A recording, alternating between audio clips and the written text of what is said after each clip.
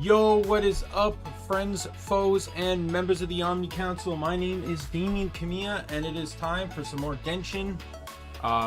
You know, that monthly moment where we actually stream Genshin for story, and basically no gameplay, because we know how all the stories go at this point.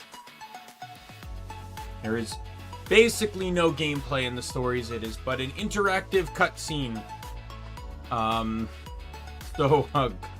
I hope you enjoy me not talking a whole lot, because I probably won't be. I try not to speak over cutscenes, but when 80% of the stream is going to be cutscenes, I'm not going to be talking for 80% of the stream. But regardless of that, yeah,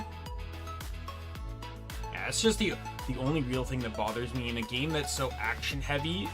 Like Natlan, I really liked Natlan for that fact, was that in a game, like, they actually added more action to the story in an action RPG, right? Like, Fontaine had a good story, but oh my god, Fontaine was probably the worst in terms of cutscenes, right?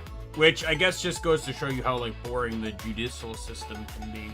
But yeah, like, there was basically, like, little to no action.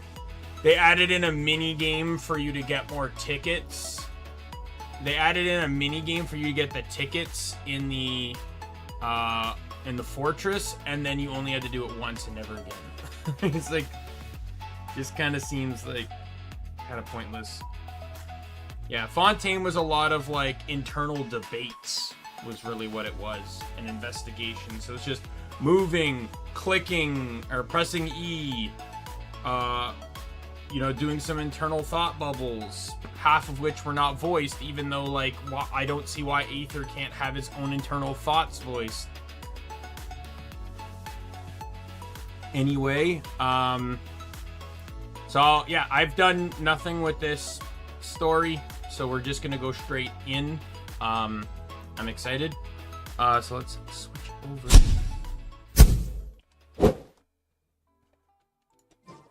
Alright, this is my daily team. I haven't done dailies. I'm gonna do dailies by doing the quests. So,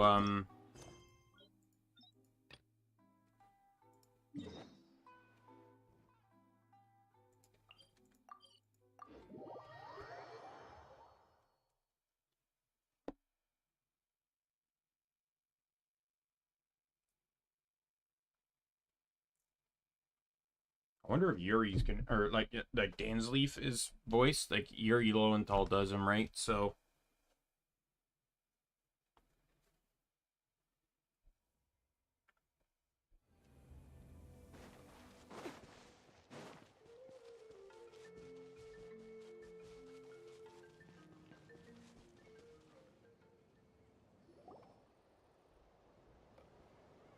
oh, Daimien and Paimon.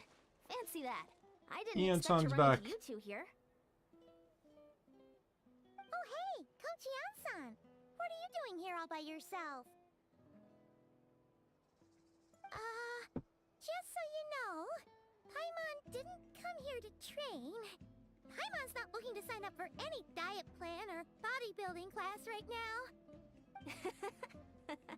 Alright, got it.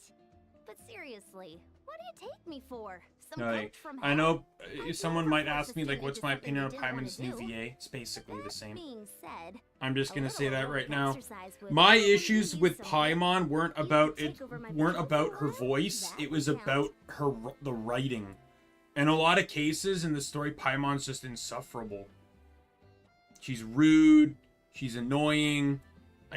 Generally speaking, if I have an issue with Paimon, it's not to do with the VAs, it's to do with the character itself. I didn't necessarily mind the voice per se, and this voice isn't really anything different than Karina's. My issue is just that, my issue is twofold. Number one, Paimon is can be a very rude and annoying character, and number two is that, in a game, like, this is not a self-insert game. This is not a self-insert game. So in a game that has two protagonists, why is one speaking 99% of the time when they actually have a paid voice actor with actual dialogued lines that's stuffed away in like a 3 interaction menu to be able to hear him say stuff, him or her say stuff, depending on your gender. That's my issue with this game. It has nothing to do with Paimon. It's the fact that Paimon doesn't need to talk as much, and Aether and Lumine should talk more.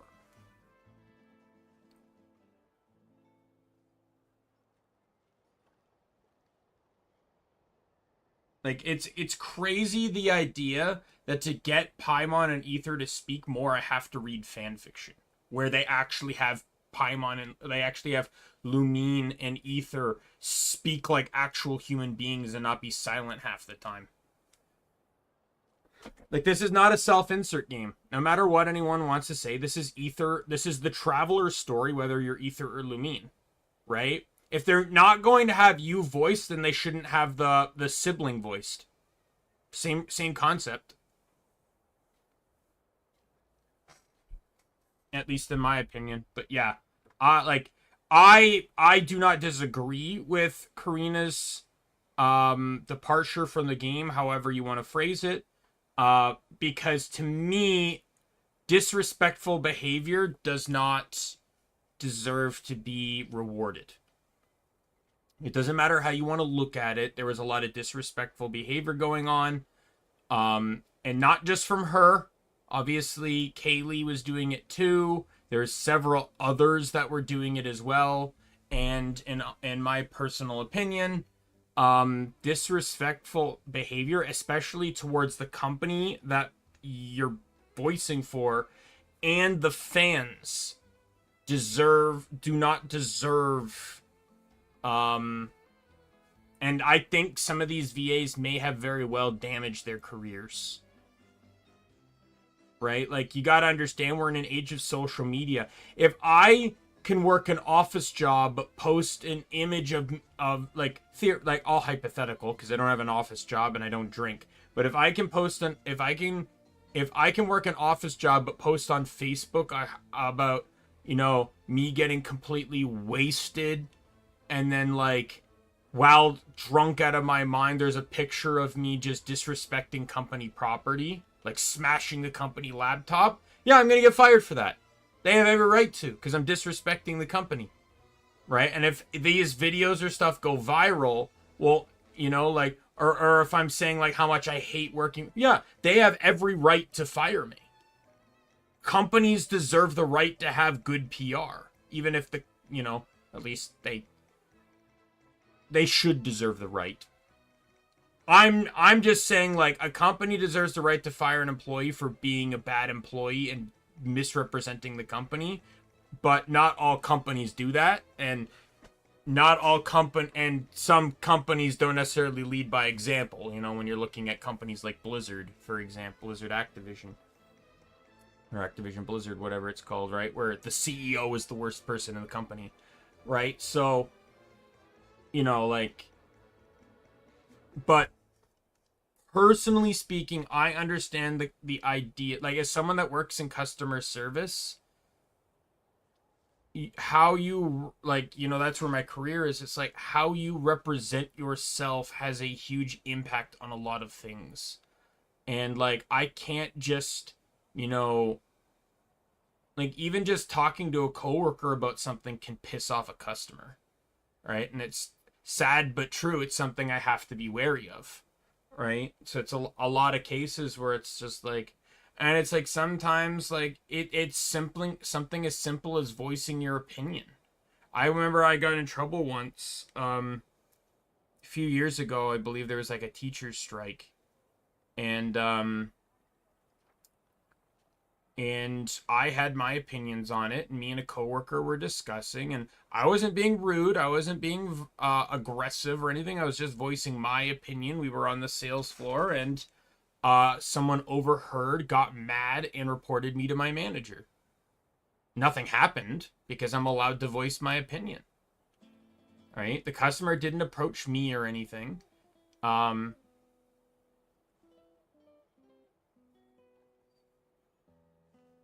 I'm not going to get into, obviously, the details of that teacher strike, especially since it basically ended once, I believe, around when COVID started. So, Um,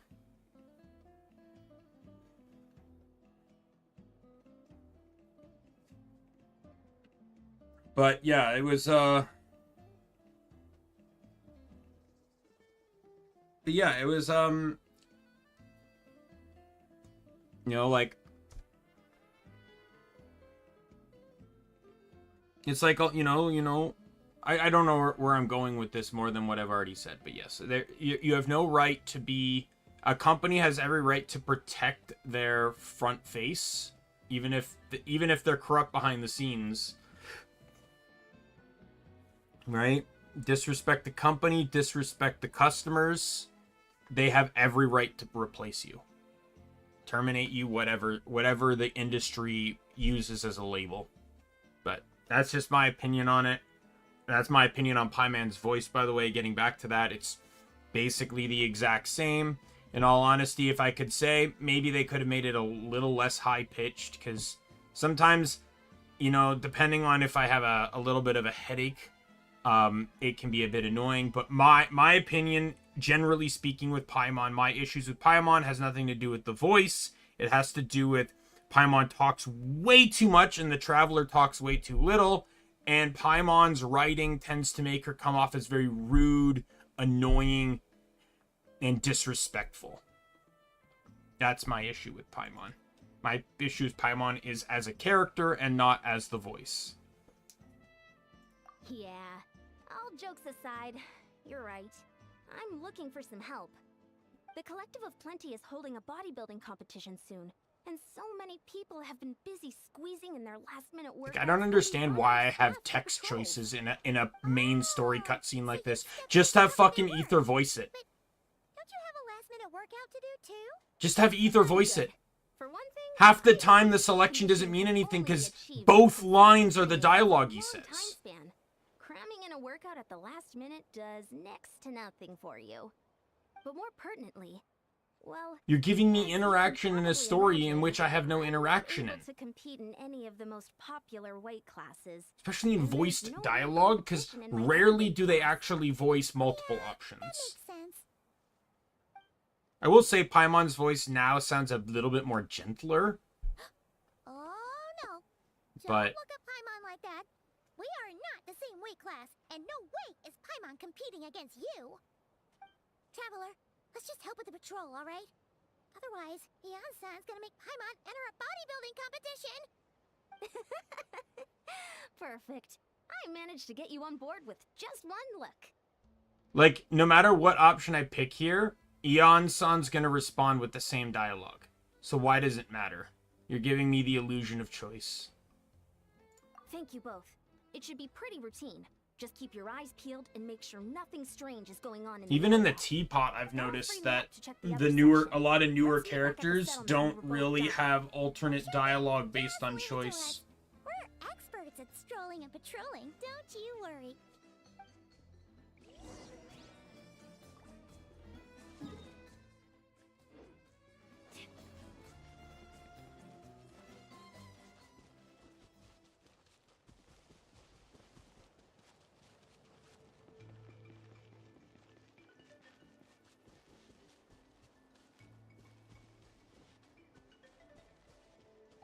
You know, after getting Chiori, I had one question, which is her shoes.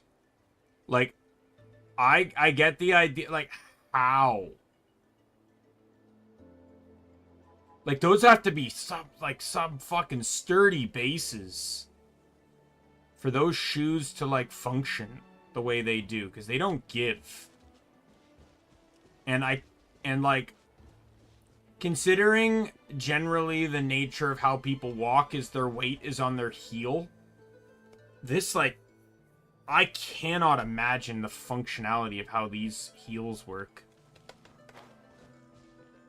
Like, I already questioned these, but at least, like, there's history behind, like, these types of shoes that Ito's wearing. Goro has kind of, like, normal sandals, and she has normal heels. But, like, yeah, these ones just flummox me. By the way, if no one knows, I pulled for Chiori on the Inazuma, like, multi-banner where you could pull for any Inazuma character, and I got C1 Chiori, as I can show you. There's C1 Chiori. However, during the process, I did fail a 50-50 and got Ito.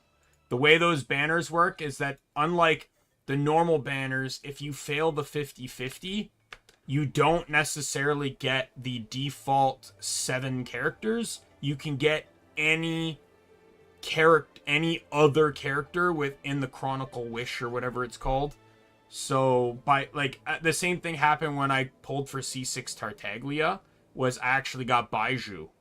I got C1 Baiju. Right, is he at C1? Pretty sure. I think I got pretty lucky on that, because I think I got Kuching too, but... yeah, C1.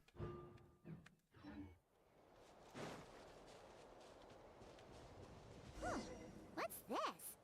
Was there always a cave here?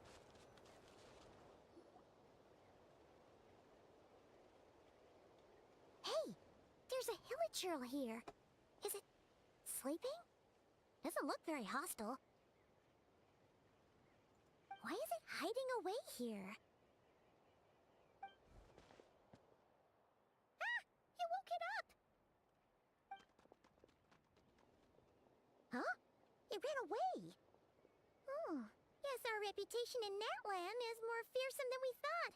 Even hilichurls don't want to mess with us now. You mean that shiny thing? Huh. Must have dropped it as it ran off. Nope. It was on the ground before it woke up. Paimon bets that hilichurl thought it was a priceless treasure. It was probably planning to hide it here for safekeeping. Until we showed up. Let Paimon take a look. Hilichurls aren't the brightest, so it might not be worth much, but still. What is it? You look so serious all of a sudden. Isn't this just a regular old key? The style is unusual, though. Doesn't look Natlanese. Where do you think it's from? What do you mean? What hibernation chamber? What spaceship? Wait. You mean the spaceship? The one that brought you to Teyvat? So, how did that key show up here? Are you sure you didn't just drop it? No, I still have mine. I've always made sure to keep it safe and sound. See, that's one line. Whoa! Yeah! These look identical! So, if one of them's yours, does that mean the other one is... One belongs to me, the other... Knew it! Huh! The keys to a spaceship! Huh! Somehow that really rams home the fact that you really are an actual alien! Wait, no. Descender. But anyway, now we know where it came from. The question is, how did it get here? The simplest explanation is that your sister lost her key somewhere not far from here. Then that hilichurl found it and ducked into the nearest cave to hide it. If that's true, it means your Extension, the Abyss Order was here as well. Yeah. Man, this is so crazy. We only agreed to help with the Ensemble patrol on a whim. And now, we've made this bombshell discovery and found a huge lead on your sister. Should we keep following this trail while it's hot? Or do you think we should check back in with the Ansan? Ah, there you are. Looks like you went the extra mile today. Thanks for being so diligent. Oh, hey, Ian-san, what's up? Didn't think we'd see you again till we headed back to the settlement. We were actually just about to go meet up with you. We've made a huge discovery today! I came here to let you know that you don't need to keep patrolling anymore. The bodybuilding competition has just been cancelled, so the usual squad will be resuming their normal duties. They'll be here to take over shortly. Wait, cancelled? Why? What happened? The Abyss Order attacked. Huh?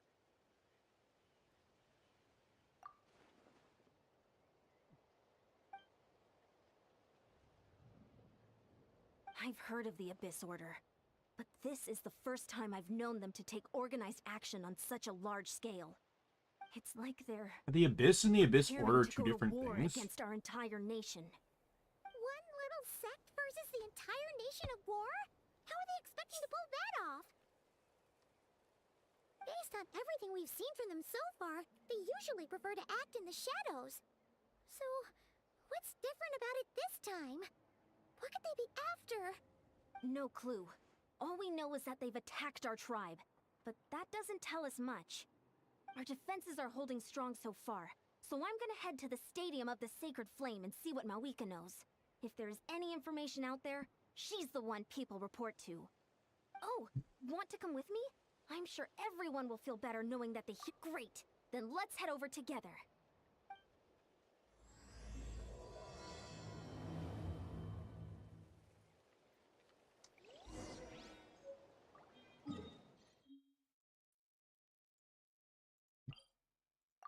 All right.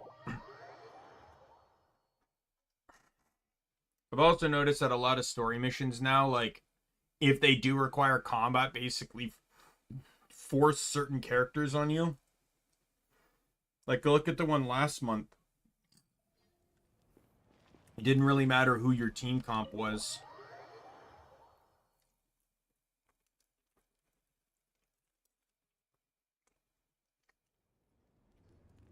Mawika! Oh? Ah, great timing, Ian-san. I was just about to send someone for you. And it's good to see the travelers with you. How are things looking? What's the latest word from the messengers? The Abyss Order has been spotted near several tribes at the same time. Clearly, this is a coordinated strike. Also, their numbers are much higher than expected. Their organization appears to have grown considerably, but because they're usually so secretive, this is the first we're learning of it. It sounds like they're throwing everything they have at us. That's what I'd like to know as well. Historically, Natlan has not been a hotbed of Abyss Order activity, and we have no particular quarrel with them. Could it be revenge, perhaps? Would they want to get back at us for our recent victory over the Abyss? Oh, seems unlikely. But then again, Paimon wouldn't put anything past the Abyss Order. It's too early to say anything definite. For the time being, we should continue monitoring the situation. How are the battles going? Not too many casualties, hopefully? Well, even if they're committing all their forces to the fight, they're in for a tough time. Our brave warriors have just emerged victorious from an all-out fight against the Abyss itself. Yep. We have a whole nation's worth of seasoned veterans fighting for us. Compared to the true Abyss, the Abyss Order poses a far smaller threat. They cannot endlessly replenish their forces for starters. However, this is still a war, so we must give it our all and do our utmost to minimize casualties. The tribes are organizing their defenses as we speak. Traveler, this is one war that Natlan can handle on its own.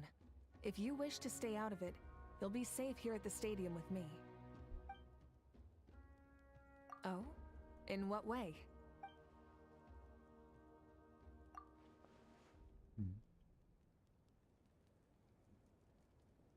Yep, that's how it is. I see. My goodness, that is very It's not personal information he indeed. shares with everyone, is If you it? don't mind me asking, do you have any idea what her goal could be? Safe to say, they're not exactly on the best terms at the moment. Ever since Paimon met the Traveler, he's been trying to track his sister down and get some answers. But she's been avoiding him. I see. So you two have fallen out. Huh. A pretty common occurrence between siblings. Well, yeah, that may be. But the stakes are a little higher where these two are involved. They certainly are. Although somehow it doesn't surprise me that a spat between the Traveler and Twin could affect the fate of the entire world. Just so I'm clear, you're still on Natlan's side, and you have no idea what your sibling is after. Is that right? Might even hate the Abyss Order more than you do. Well, that's a relief. When you first mentioned your sibling, I was worried we were about to be thrust into an impossible position. Our reports say that the Abyss Order has focused most of their efforts against the Masters of the Nightwind. If you don't plan on staying here with me, I'd recommend going there to lend them a hand. Of course, because we have to go Right see now, the Seat Collective Lolly of Plenty isn't and facing her a serious adorable threat, self. So we should support the other tribes. Many thanks, you two. Anything you need, send word to me right away.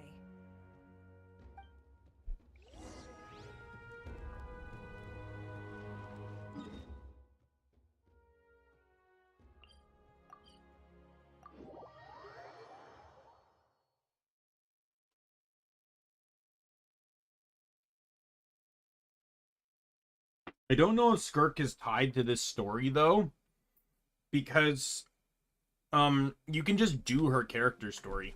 Additionally, on top of that, one thing I found intriguing was you don't need a key to unlock it. It's just available. That land really changed things up. I don't even know if Malvika needed a key. I remember that they did the tribes things different. So each of these, their character story was effectively the tribe stories.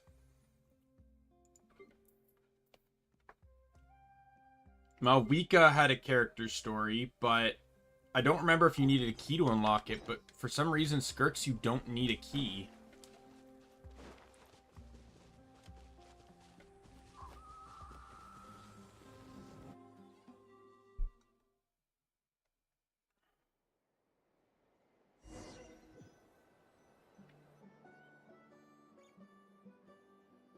Look, it's Eulalie. Hey, there she is.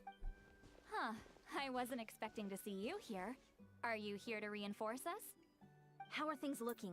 I will say the sound quality sounds better. Like the hissing noise is lessened Pretty dire. from what I I've was ready noticed to so kick far. Eulalie out of the house. Dire? No, I wouldn't go See, that Lolly far. was one of the It's victims mostly that just suffered from the hissing noise irritating. more than any, so... I heard we're being hit the hardest out of all the tribes. What are they trying to imply? They just think we're pushovers or something? The more I thought about it, the angrier I got. I couldn't exactly concentrate on my novel after that, so... Well, here I I love how they gave her a unique So, face. That's how they earn the ire of Granny Eatsley, huh? They call themselves the Abyss Order, yes? Ugh, so tasteless. It's exactly the kind of two-dimensional name a clueless writer picks because they don't trust the rest of their writing to persuade the reader of who the real villains are. She's saying your sister has poor taste. Or she's calling out the writers of Genshin. To be fair, Abyss Order was named during Mondstadt, so there's a very good idea that that's probably what happened. Wait,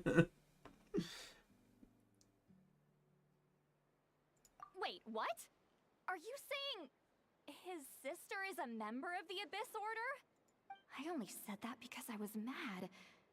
But We can still read her mind. Hey, let's save the chat for later. We've got some enemies incoming. good. A much-needed chance to vent my frustration. And not a moment too soon. Things were getting So is this awkward gonna there. give me Ether, Luckily, I'll never Seat have to Lolly, find out and just how Ian-san badly for the rest of fight? that conversation was gonna go. You didn't have to say that last part out loud, Eulalie. Let's get him!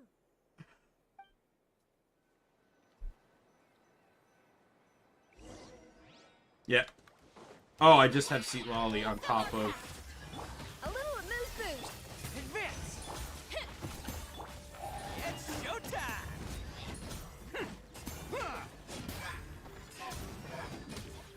Yeah, once I realized that, I thought, you know what? I'm gonna daily level up Ito. Or I'm gonna get Ito's friendship. I'll get Chiori's friendship, too.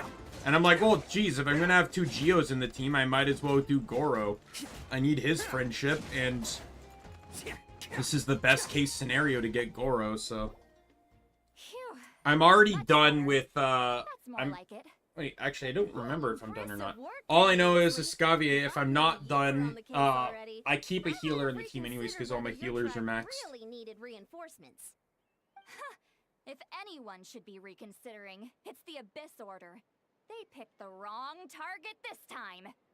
Experience says that if we head in the direction they were attacking from, we should find their stronghold.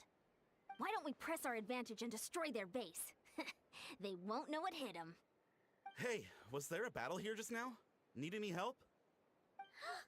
The warriors from the Masters of the Nightwind are here!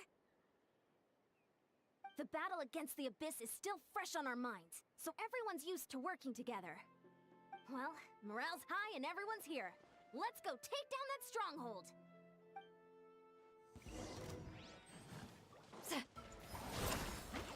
Off to the freezer! Drop the color! Scatter! Bam!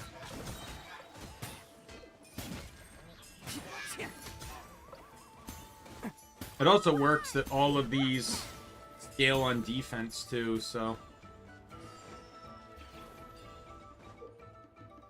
And created by believers in the Abyss and Chaos, it will constantly absorb nearby characters' elemental energy and convert it into void wards.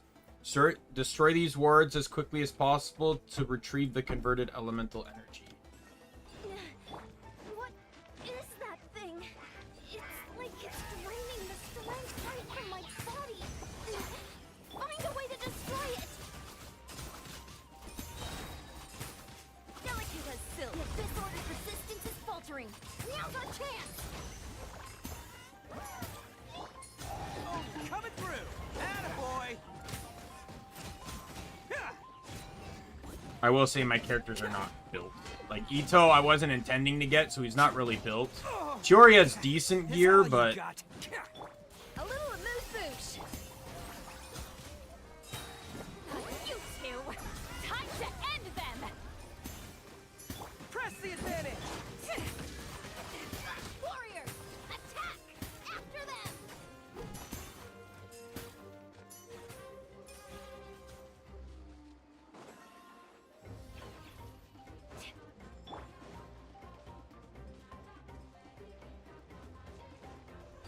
A burst of flavor! Just gonna steal all of my energy anyway, so I might as well just do that to heal people up.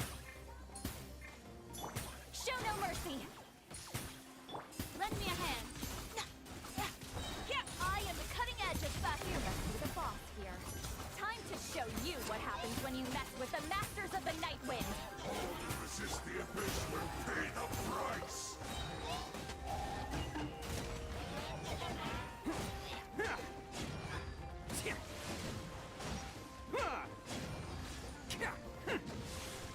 A little amuse-bouche! Fulfill our pact! Charge! I don't like that your shield is barely going down.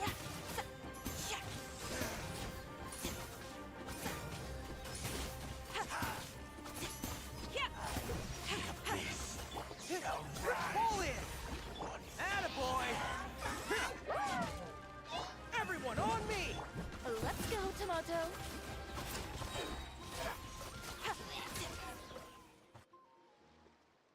This stronghold is neutralized. Good work, everyone. Do we even call that a stronghold? The Abyss More like a Order's camp. all bark and no bite. To be honest, this was anticlimactic. I was hoping for a personal apology at the very least. And ideally, a whole speech acknowledging the superior might. Well, whatever. I'll just have to make up for it with some extra wine at the victory feast. With the stronghold cleared, this area should be safe for the time being. But still, something tells me we can't afford to let our guard down yet. Maybe it's just me, but an enemy under siege normally defends their stronghold at all costs. The fighting gets more and more intense right till the bitter end. But this time was different. With a few exceptions, most of the enemies here gave up and fled the moment that... well, I don't know, but it seemed like they sensed something. Huh? Not sure I follow. They did a tactical retreat, that's all. It's just a different strategy. I'm not convinced.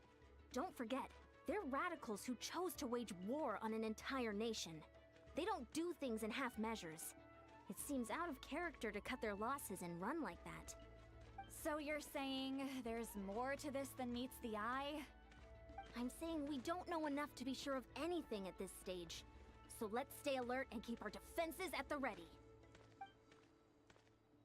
No wiser to the Abyss Order objective back to square one. If I could only get Lumine to talk to me, I could get some answers for all of us. Keys are only lead so I far. had a hunch you might say that. But you're right. If These we could can be somehow use diversion that to track tactics down your too. sibling, Either she's looking for the Before key, things get serious. and that Hurly Chill ran with it, Finally get some or answers. she's You're it's a leaving? distraction. But I was still debating whether to invite you to the first victory feast. Go ahead, you two. See, Lolly and I will take care of things here.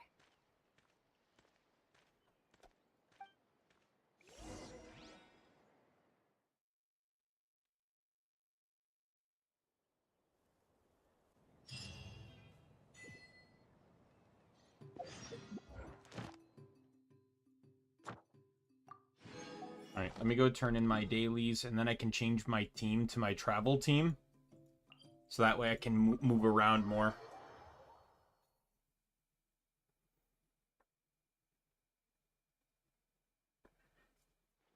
I'm only on this team just to get the daily rewards. I like the, not the daily, the friendship you for stuff. This companion EXP. Oh, and while I'm at it, let me just quickly go into here. Jade! Baby girl. Strolling down the hallway.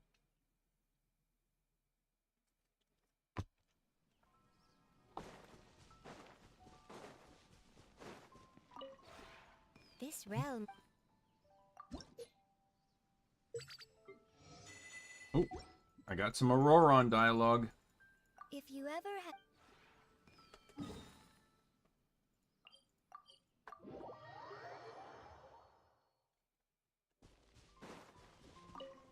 Hello. Does the time here pass the same?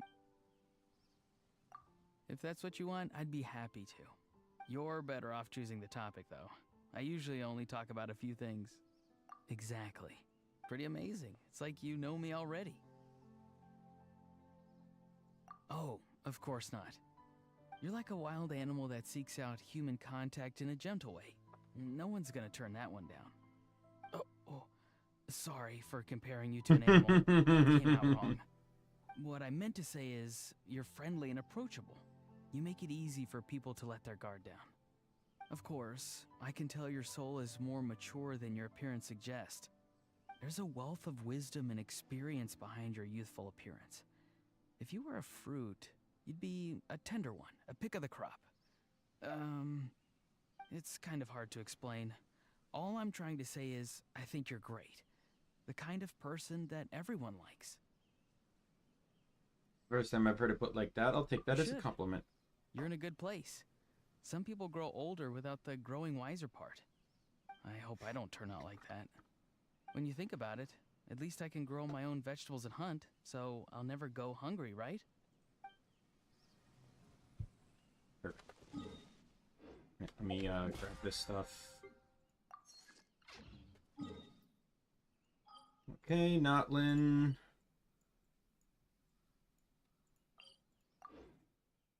Alright, I can't switch teams in that menu in the teapot because it's treated as an online space.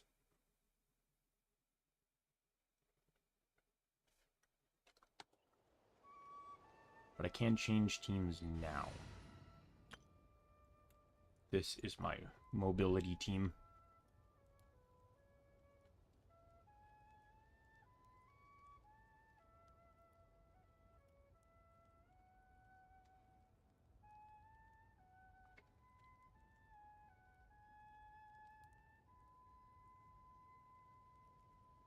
Probably should have given the game a little bit more of a moment before clicking deploy, because the game always fucking lags when I change teams.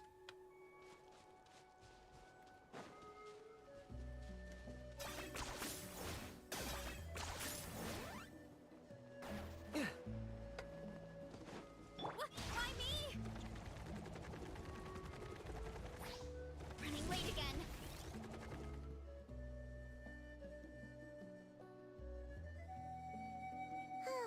And we're back where we started.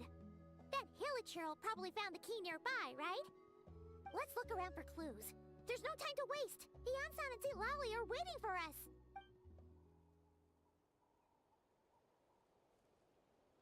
Ugh. We've scoured the entire area, but still Why does that can't- club look suspicious? How the heck did the key end up in that Hilichurl's hands? to believe that it just fell out of your sister's pocket as she passed by? Huh. Seems kind of ludicrous to lose something so important in such a dumb way. But then again, who knows? Sometimes in life, things just go missing and that's that. Oh, thank goodness. Someone's here. Please help me. Oh, who are you? What happened?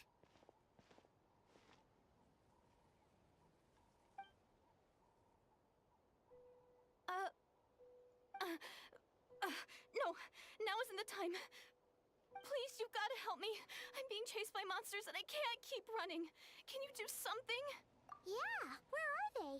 Paimon doesn't see any monsters behind you. Huh? I'm sorry, I don't quite understand. They're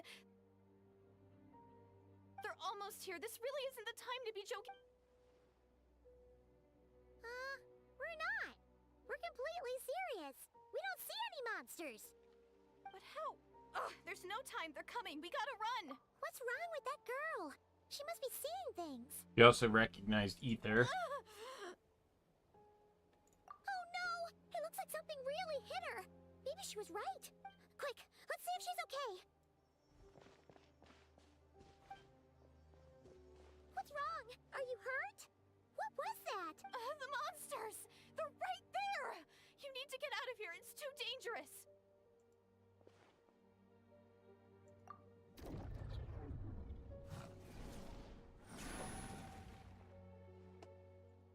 Suddenly I can see them. Huh? Oh, now you finally see them. Well, it's about time. I nearly kicked the bucket just now. Great! Thank you, Savior. Savior?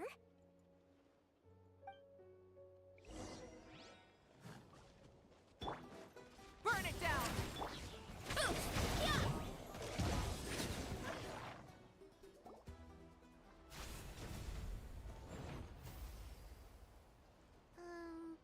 You done?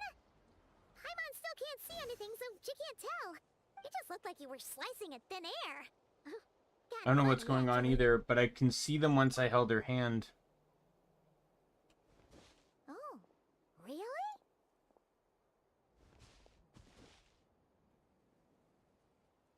Sure.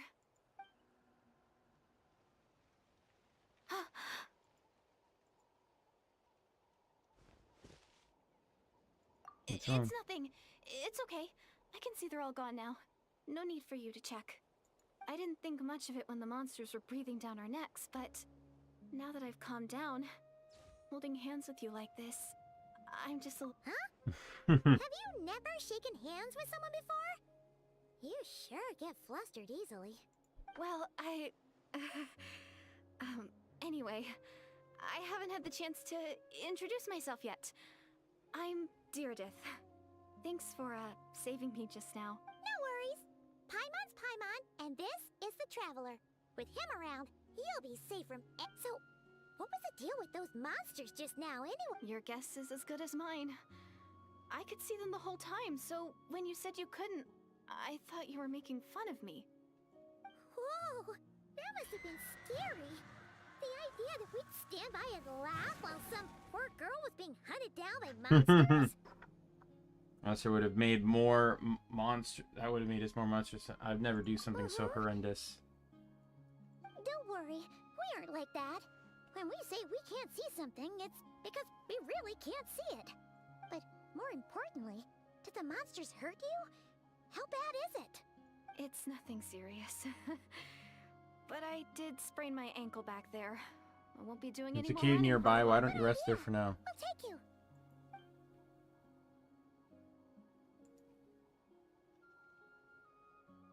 Phew, thank you so much. Despite getting injured, I still feel much safer with you around. I'm gonna stay here until I heal up. Don't want to risk running into any more monsters. Yeah, you already took a big enough risk coming out here all on your own. So, Unria. where are you from, Deirdith? A small village, Oh yeah. far away from here. I walked for what seemed like forever and lost my way, so... Conria. Yeah, I have no idea where I am anymore.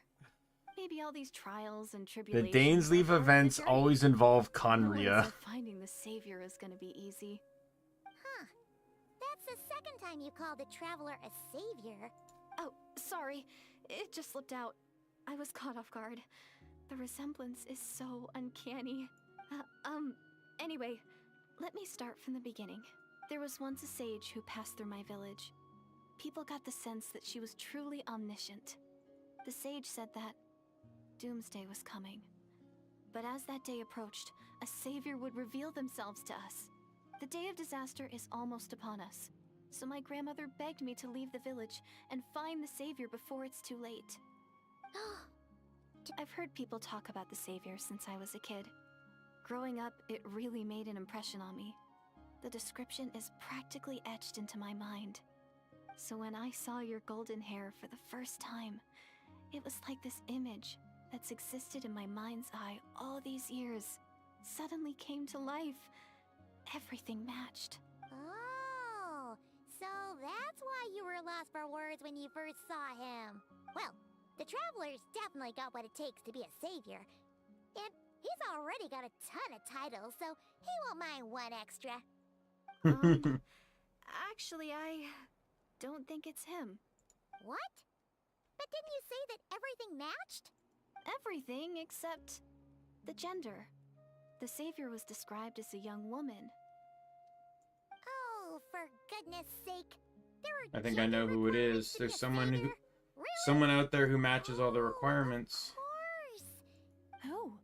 Who is it? My sister. You have a sister? Well, then that's it. It's her. It has to be. Oh, thank goodness. Please, can you take me to see her? Huh. Maybe, if you're lucky. It just depends if we can find her. Huh? But isn't she your sister? Sorry. Looks like Paimon steered this conversation back to the fallout between you two. It wasn't on purpose, but that's the reality, so it's hard to avoid. Okay, fair enough. But since you're looking for her anyway, why don't we team up? We might stand a better chance if we Have you work always together. believed that doomsday would come? Have you always believed the savior will Yes. come? Everyone says that the disaster is inevitable, Jade. What are you doing? that the savior will rescue us all from our pain and suffering. You're not one to stand in the hallway. I've always dreamed of meeting the savior. Right, into the room. Do you really buy this whole doomsday thing? Seems kind of far-fetched.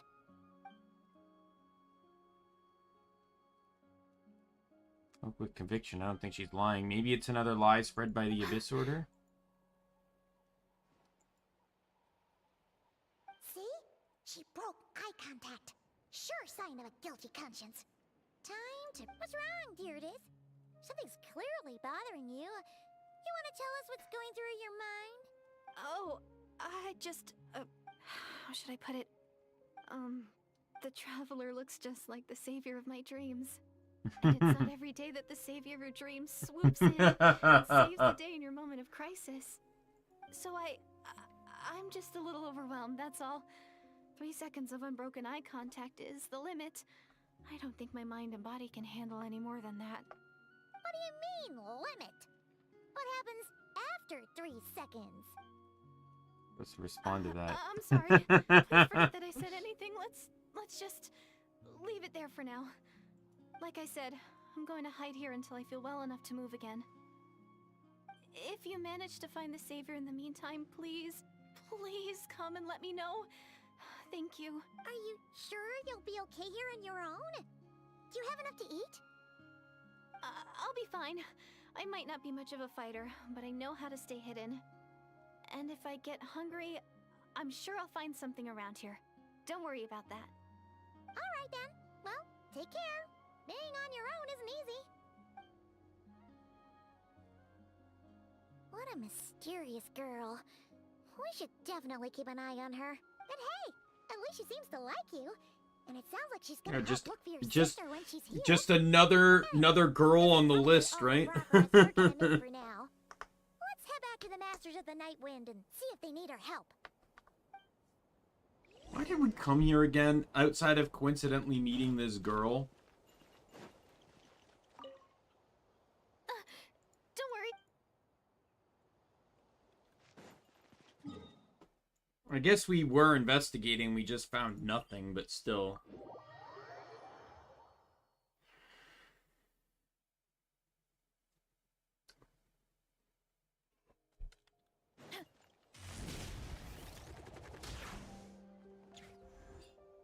Oh, you're back! How did it go? Find anything? Nothing substantial, unfortunately. But we had the... So I take it that the war's still on? No progress yet, I'm afraid. Yes, unfortunately. That's okay. I just wasn't sure, because things seemed to be at a standstill while you were gone.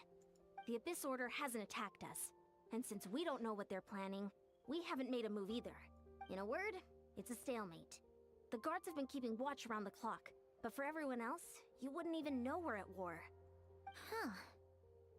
Really makes you wonder what the Abyss Order's thinking. I was wondering, Traveler, if you have the time, could you go and pay a visit to the guards? They've been working a pretty demanding schedule. I was gonna go see them myself, but I'm sure they'd appreciate a visit from the greatest hero of our time. Oh, but you're a great hero too, Yan-san. Technically my sibling's Great. fault, so. Thanks, you two.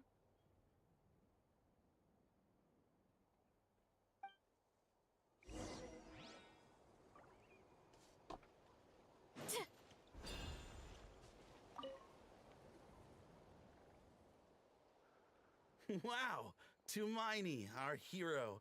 We've actually fought together before. You do? Then it's truly an honor to serve alongside you once more. Thank you for standing guard this whole time. It's all good. Honestly, it's not been that much work. Haven't heard a peep from the enemy. Seen anything out Nothing of that the would order? indicate an impending attack. I've spotted a bunch of Abyss Order operatives, but they weren't acting hostile, just hanging around. There were even moments when they seemed to be meditating. At least, that's what it looked like to me. Maybe it's part of their religion or something. Out of an abundance of caution, I asked some shamans from the tribe to take a look and see if there was anything nefarious, but they didn't sense anything untoward. So we just put it down to religious ceremony and left them to it. Huh. Interesting. Oh well. The more time they spend meditating, the less time they spend trying to beat us to a pulp. Seems suspicious though. Could this be related to their true Well, objective? The shamans didn't raise any concerns, so how bad could it be? As far as I'm concerned, so long as they don't pose an active threat, they can do all the cult worship activities they want. Besides, as soon as everything's in place and we're ready for an all-out offensive, there'll be no match for us. Huh. Sounds like morale is pretty high. Guess there's strength and confidence in numbers. Let's keep going, Traveler.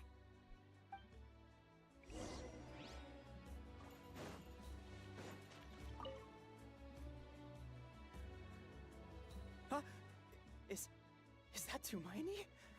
What brings you here? Is this like a meet and greet? Hey, come on! You'd march to war without so much as blinking. It's not the same thing at all. There are plenty of chances to go to war, but a one-on-one chat with our great hero? That could be a once-in-a-lifetime opportunity. Look at the look on his face. Not be nervous. What if I say something wrong? Or if my posture's bad? Or if I accidentally make a weird expression with my face? One bad impression can stick for life. No one's here to judge you on your posture or your facial expressions. Relax! All right then. I'm sorry, great hero, but I have a small favor to ask. Let Paimon guess. An autograph. May I challenge you to a fight? What? How can you be so audacious and so sheepish at the same time? Huh. Paimon's starting to think your nervousness is all just an act. No, of course not. I just figured that if I don't ask now, I'll regret it for the rest of my life. But I am still on patrol, so please, Great Paimon. Great Paimon. Play to her ego. Play to her ego. Ugh. Again with the sheepish audacity. Just pick one or the other.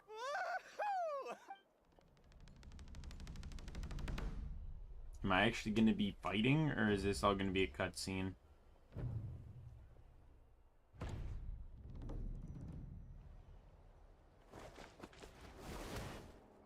I just one-shot him. Obviously, I never expected to win, but until now, I didn't appreciate. That's just the how second great the time growth in was this story the between us. game has basically automated something that they could have let the I'll player be do. bragging about Granted, the I'm day not I get to upset start that they with my automated the the rest of my investigation life. in the Today's cave, really my lucky but day. like, they in an action game they literally just remove the Your action. tone has changed all over again. They also Now made you this wanna guy spar seem like a with the wimp that Traveler? went down in 1 Yes. second, despite him being a warrior of the tribe.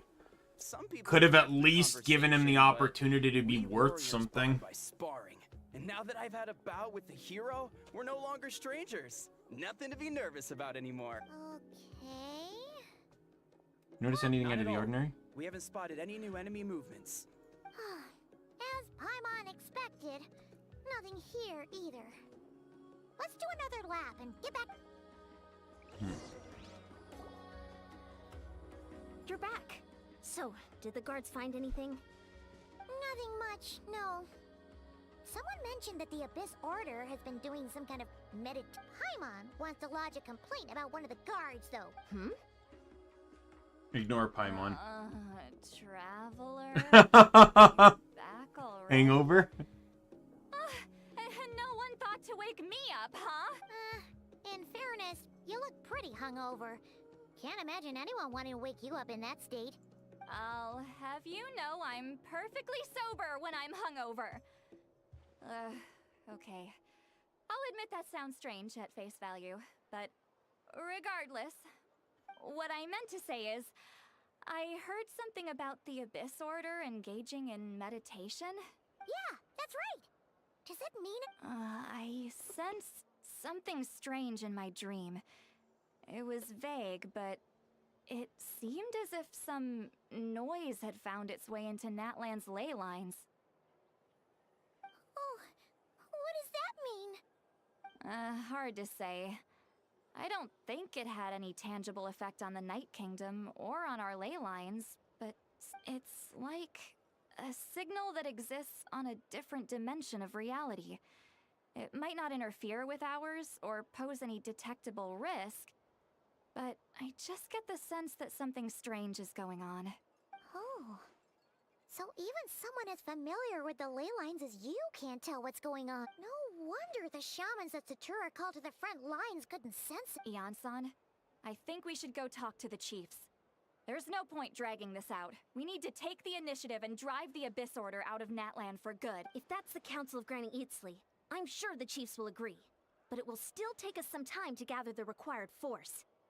In war, adequate planning and preparation is the key to victory. Doesn't matter, I'm gonna be doing most of the Sure, work but anyways. the finer details aren't my concern. Anyway, I'll leave you to it. Just remember to come find me when you're ready to talk to the chiefs. Oh, More question. sure. What is it? Here are monsters that are only visible to certain people. You mean only select individuals can see them? Now that's a strange one.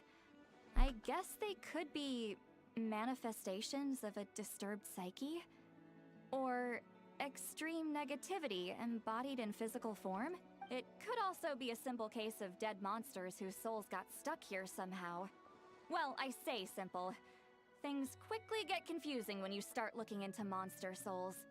For starters, trying to figure out which classification system to use is a real pain in the— Alright, we get it.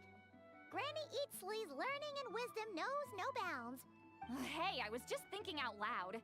You really think I was just trying to flaunt my knowledge? Anyway, the short answer is, there are many potential explanations for the kind of phenomenon you describe. That said, it's not something I've ever encountered in all my years. Oh, wow. Okay. Well, if Granny Eatsley's never seen it, it might as well not exist, right? Hey, I'm not that old! I agree, it's hard to say what it was for sure. Care to elaborate on what happened? Really? You had to hold her hand to see the monsters? That sounds a little contrived. Jealous! That's the part that bothers you? Maybe the point is more that it requires direct physical contact, whether that be hand-holding or otherwise. But that's He's neither here nor jealous! there. What bothers me is It sounds like she's convinced that your sibling, the leader of the Abyss Order, is a savior. That really makes me question whose side this girl is on, and whether what she told you about her background is actually the truth. Sorry if that comes across as paranoid. It's just hard not to be suspicious of everything when we're in the middle of a war. Actually, Paimon feels like you make a fair point. Whoever this girl is, she sounds like bad news. Okay, well, you're clearly just jumping to conclusions. She's some kind of weapon? It's She's hard a spy? to know what to make of it.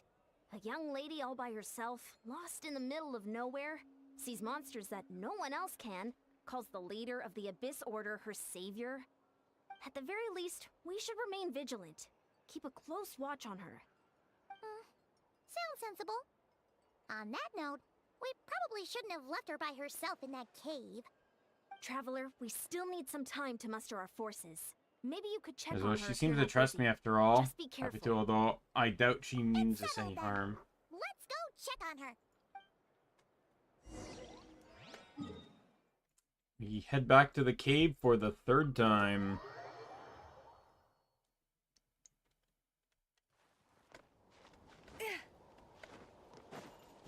Okay.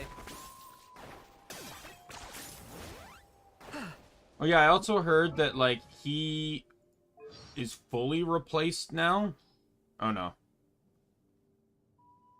Oh yeah, fully replaced now. Jacob Tup. Abby is the voice of Ahau. Yeah, so all the voice lines are now fully replaced with Jacob Takanashi.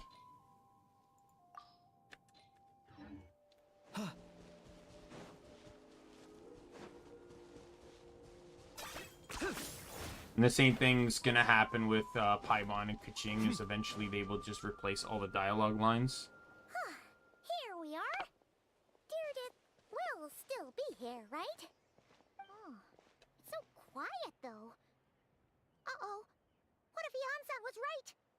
Maybe she never intended to...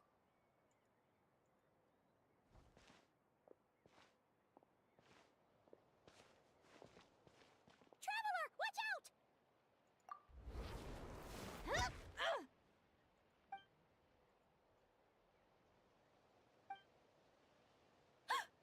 Oh, sorry. I didn't know it was you. I heard a noise and I thought it was the monsters coming to get me. Did I hurt you? Oh, I'm so sorry. I wasn't thinking straight. If I'd have thought it would hurt, I would have tried to dodge, and somehow it hurt less than I expected. That was scary. Paimon thought we'd walked into a trap. Maybe we shouldn't have sneaked in without announcing it. Then you would have known we weren't monsters. To be honest, I've been really on edge since you left. I just have this constant feeling that any second, the monsters are gonna come back and get me. And it's not like I can run from them. There's also no way to cook here. It's good you got back when you did. Another hour and a half and you probably would have found me starved to death. No, that's... That's weirdly precise. Though, it does explain why your attack on the Traveler was so weak. Wait, if you really thought you were gonna starve or get killed by monsters, why'd you promise that you'd be okay here on your own? I just didn't want to lose face in front of my hero. He already saved my life once. That's more than enough. I just don't want to come across as a constant burden. Huh. For someone on the brink of starvation, you're pretty preoccupied with your image. What's the real reason? What? That is the real reason. I'm kind of bearing my soul here, you know? Anyway, so, could you make me some food now?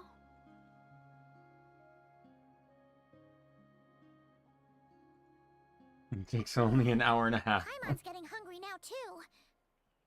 Go on, then. You can join...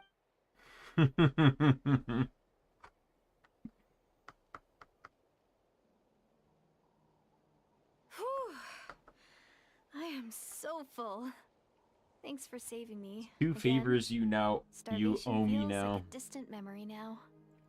You're keeping count. You can really pack it away, Deirdre. Guess that explains how you had the energy to make it this far. I tried so hard to hold back, but it looks like I still came across like a total glutton. Paimon didn't even realize how late it is. Hey, the night sky here is really pretty. Yeah, and it's all thanks to I you both really being like able that to you can relax and see enjoy it. the world I was cooped progress up of in that cave the events whole in your time you were cutscenes. gone. Like you can see that Now, that I'm tree finally cloud out. over there in Sumeru. The air seems That only fresher, exists when you do that and world the quest. stars more beautiful than ever before. You weren't in there that long. She was gonna starve to death. The time probably passed unbearably When slowly. I was young, I used to lie on the roof of my house, gazing up at the stars. And often, my mind would drift to this question. Is this starry sky actually real?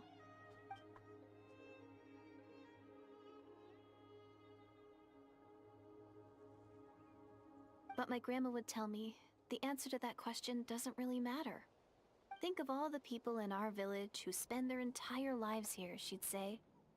To them, that little village is their whole world. And so, if it's our destiny to live beneath this sky all our lives, then whatever may or may not lie beyond, this is our world. And that sky is real to us. Yeah, there's theories going around that the Genshin world is a simulation of some kind or something. But also not really. Is it kind of like how journeying with the traveler is everything to Paimon right now? Also not. I really treasured my world for a really long time. The village was my everything. The houses, the scenery, stories I always loved to hear about the Savior. But I could never bring myself to agree with Grandma. Even if the village was my entire world, I still had to know what lay outside its borders. Yeah! Go you! So, I finally ventured out and set off on my journey to find the Savior. I'm going to make my world bigger, one step at a time. And I'm not going to stop until I've seen what's beyond the stars. Maybe then, I'll finally get an answer to the question I had as a child. Who knows? Maybe one day, I'll be sitting and chatting just like we are now, but with someone from another world. Yeah, one day. If only we could tell her. But it's probably best not. I need to find the Savior and protect my world. Then, I can make sure it continues to grow. That's the most worthwhile thing I could think of doing. I'm So assuming basically all of everything I've what's got. going on right now has to do with the loom of fate. You know what? It's Because pretty while, cool. like, we don't How remember about the you watch conversation the from a movie year now? ago, Lumine did sorry. basically say that Got the a little loom is carried ready away. to be used, pretty I always get much. chatty after a hearty meal. Just like my grandma.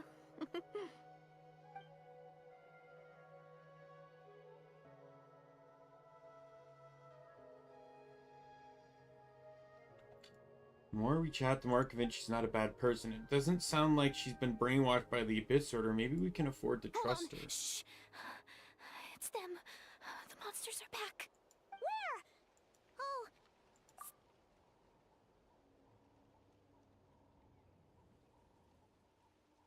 Can you see them now?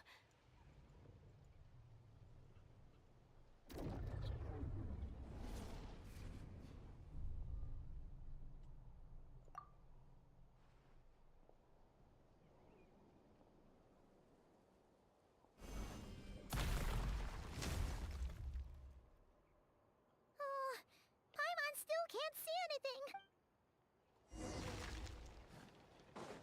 Let's ride! Strike a pose! Time to shine! Locked on. Target acquired.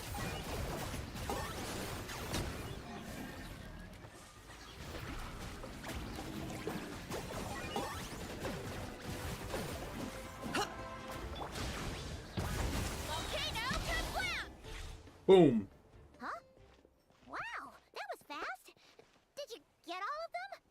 Oh, Paimon's slowly but surely getting used to the sight of you fighting thin air. You doing all right? Tearded? Hey, it's okay. Oh, I'm fine. I just spaced out there for a moment. You spaced out? That's a pretty bold move. move under the circumstances.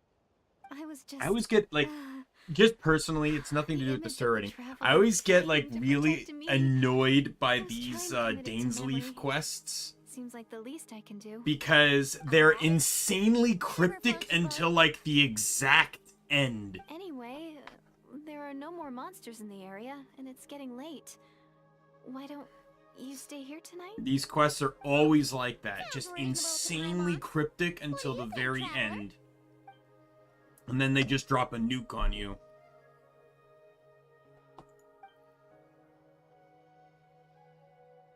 Alright. Deirdre will be... Huh? Deirdre? Why are you going in alone?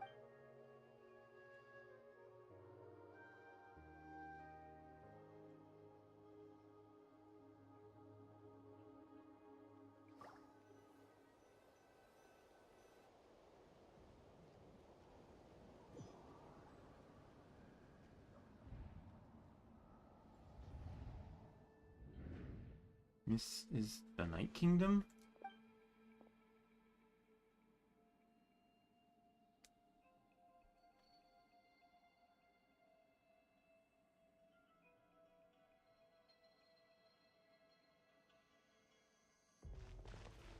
Lumine and the Lord of the Night? Head, it hurts.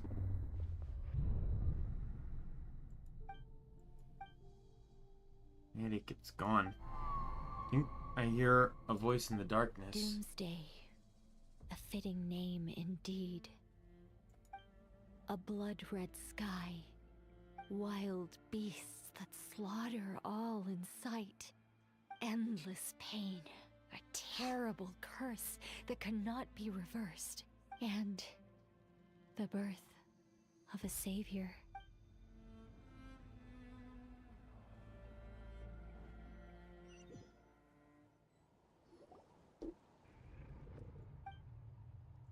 I just had.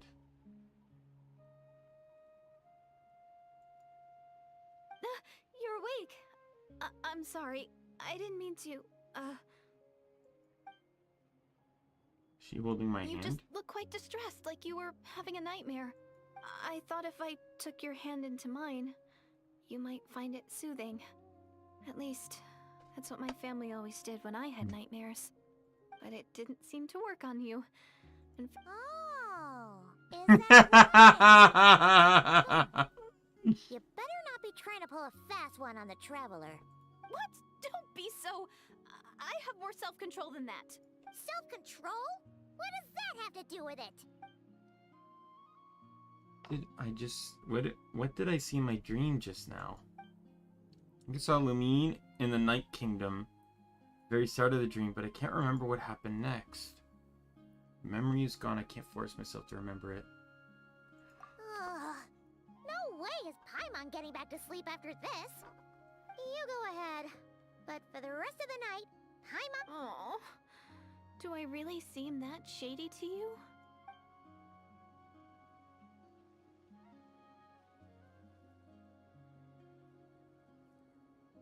Well, Deirdre, there should be enough food for 3 days. Make sure you eat the perishable stuff first, so nothing goes to waste. You can't tell which stuff is perishable, right? Yeah, I can tell from the ingredients. Thank you so much for making all this for me. 3 days will definitely be enough time for my ankle to heal. Then I'll continue on my journey to find the savior. Alright, then we'll be off. Bye for now, Deirdre. See you? Wait! But if this is goodbye, how am I supposed to find you again? Oh, I mean, what if I find your sibling? How am I supposed to let you know? Ah, that's a good point. We share the same goal, but we're constantly on the road, so we've got no fixed address. How about this?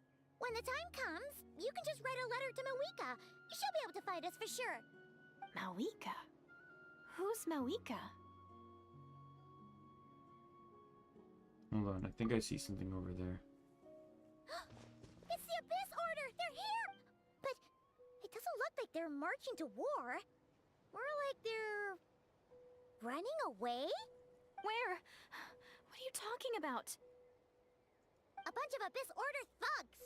You don't see them? They're heading right this way! Wait a second. That's strange. I guess it's my turn to not be able to see the monsters. I bet the tried and tested method will allow you to see them. You're right. I see them now. You weren't joking after all. So this is what it's like. What a weird situation. The ley lines What are if crossing making and these it's monsters invisible? Is it causing weirdest? people to Or the appear from monsters different themselves? dimensions, I guess. Different Or is it parallels. us? Well, might as well mow these ones down, just so they can't pose a threat to the tribes.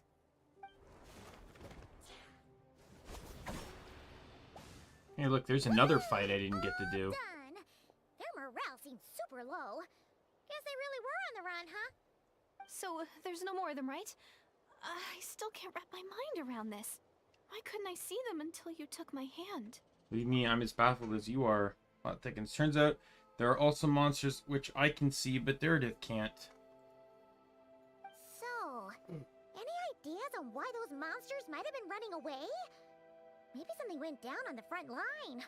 Oh, Paimon's getting a little worried about Eon-san and the other. We gotta go. Bye for now. See ya, and please.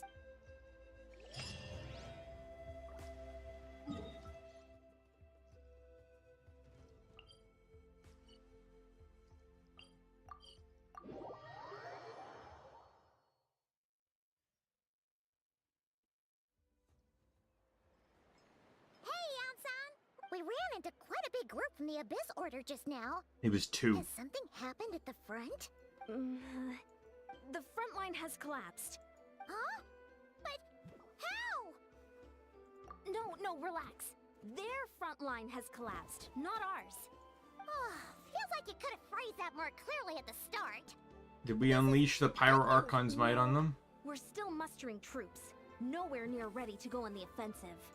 So at first, I was also confused about what exactly happened out there.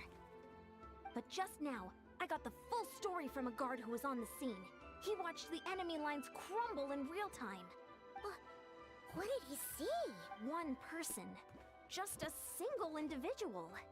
They stormed the enemy lines and Oh, attacked with Dainsleif. a vengeance, cutting them down like paper dolls. They wielded an unknown power and fought with a sword style that no one recognized. Alright, The I got guard it. I who think I relayed know this what to me, happened. I'm only recounting what I heard. And I'm sure the guard in question must be exaggerating to some extent. But still, we have to identify this person. And assuming they're a neutral party, we'll need to figure out how to engage with them. Clearly they're a force to be reckoned with, so we don't want to come across as too weak. You don't need to sweat it, Eon-san. From your description, we're already pretty confident that we know this person. Honestly, with the Abyss Order acting out so publicly... Yeah, who else could it time be? to He never shut up. misses an occasion like this. Dainsleif.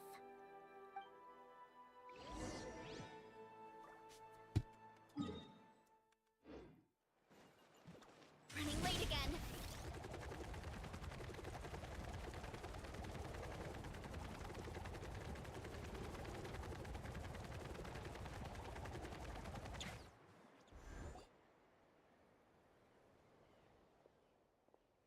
Are you nope, Yuri's not voiced. Are you waiting for me? It's been a while, Dane. And yeah, after we heard what went down, we figured you'd shown up. You caused quite a stir, you know. Oh, this is a friend of ours from Natlan. Her name's Eon-san. She insisted on coming here to thank you in... It is my honor, Mr. Dainsleif. Thank you for breaking the stalemate in our war against the Abyss Order. Natlan is fortunate to share a common enemy with such a... No need to thank me. I hunt the Abyss Order for my own reasons. Please don't mind him, Eon-san. He always Yeah, he talks talks like with that, no but vocal he's a sound. pretty nice guy deep down. It's quite all right. Uezo Janssen respects those of great power. It's quite clear that he meant no offense, and I am still delighted to make his acquaintance. Anyway, since you're old friends, I'll leave you to catch up for now. Take your time. Sure thing. You probably have plenty of other stuff to do anyway, right? Since this war isn't exactly over. See you later, Eon-san!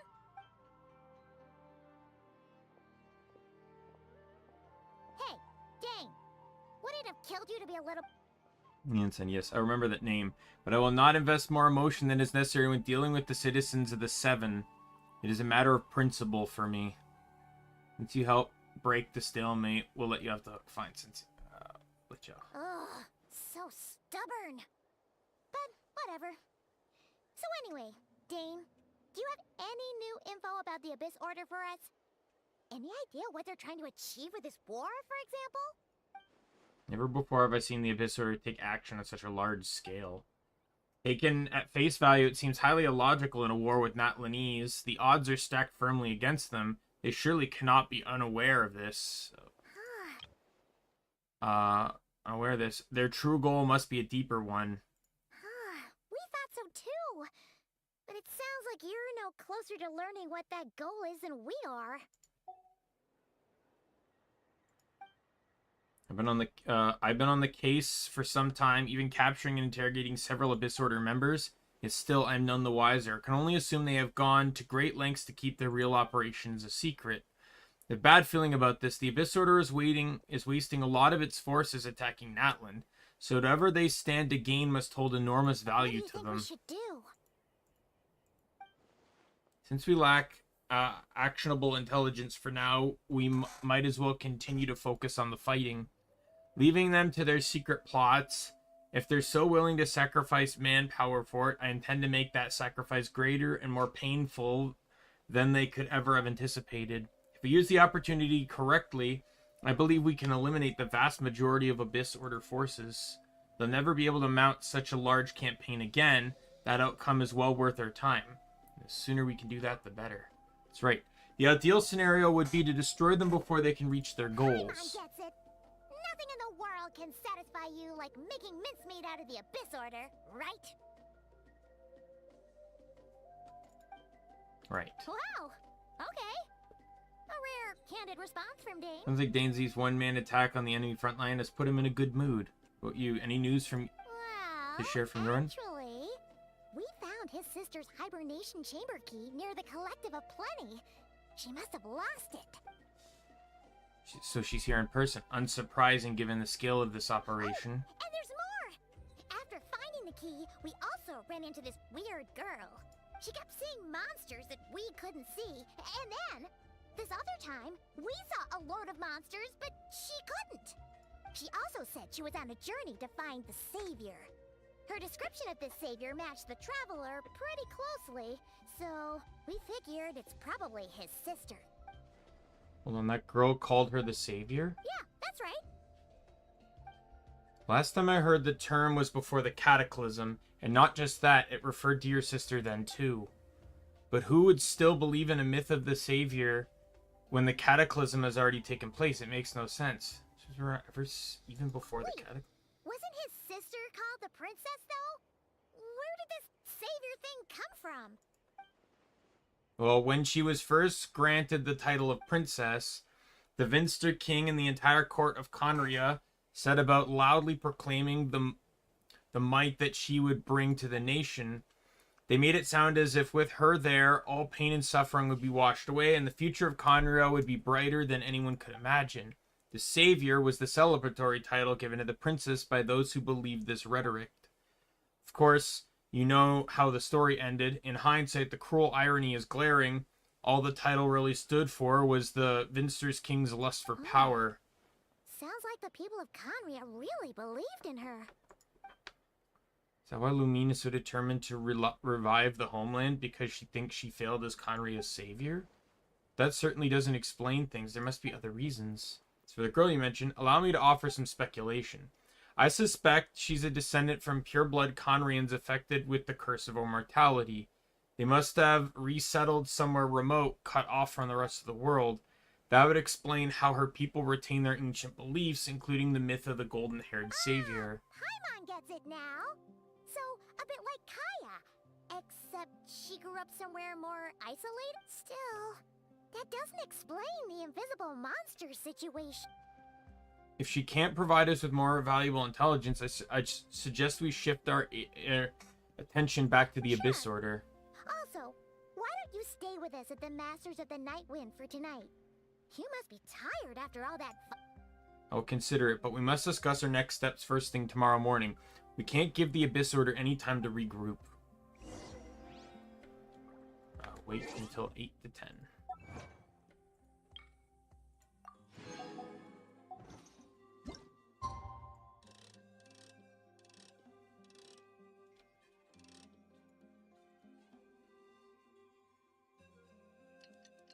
Apparently, if you're fast enough, you can, like, click out of this, and it'll, like, just fast forward the time motion. It's much easier to do on mobile. I saw a short for it. There's a lot that goes into managing. Hurry up, Brassa!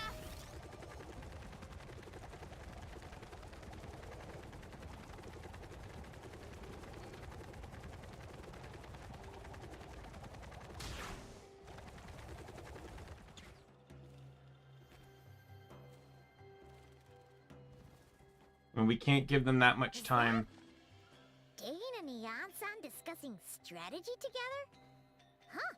Looks like they're getting along just fine.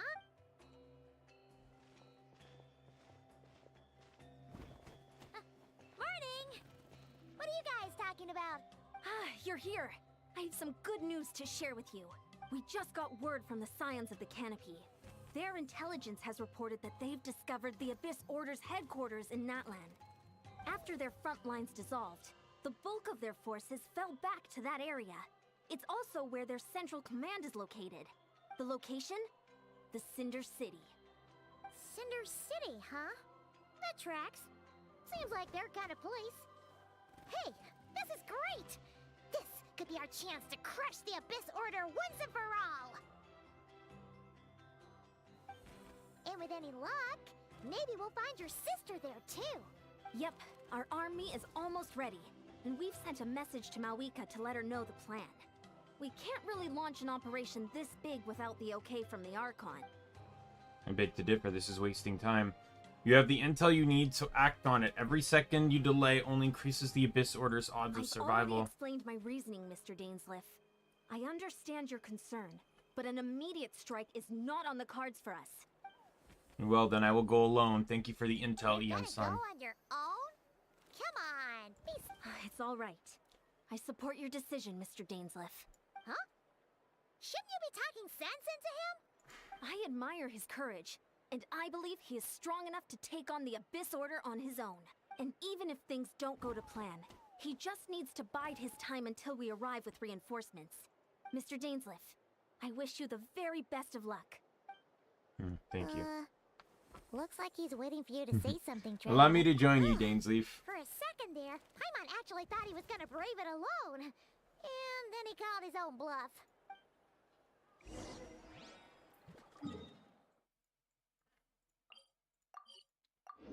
It's amazing how much this city is tied into the main plot. Because you actually, the NPC you meet here when you do this area, you actually can meet during the story, but I wonder if you meet her if you don't do this, because this is only a world quest. Like, this isn't an Archon quest or anything.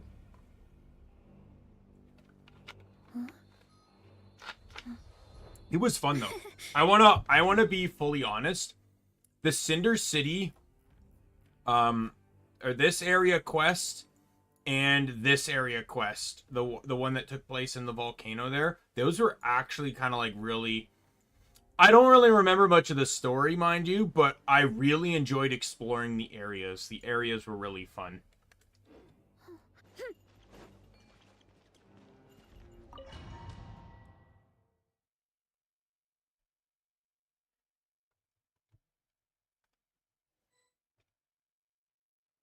Is this the place? The Abyss Order's hideout in Natland? All these years, the Abyss Order has managed to either stay hidden or fiercely defend their position. This may be the first chance I've ever had to finally make a serious dent in their forces. Which reminds me, once the fighting starts, I can't promise I'll be able to have your back at a moment's notice.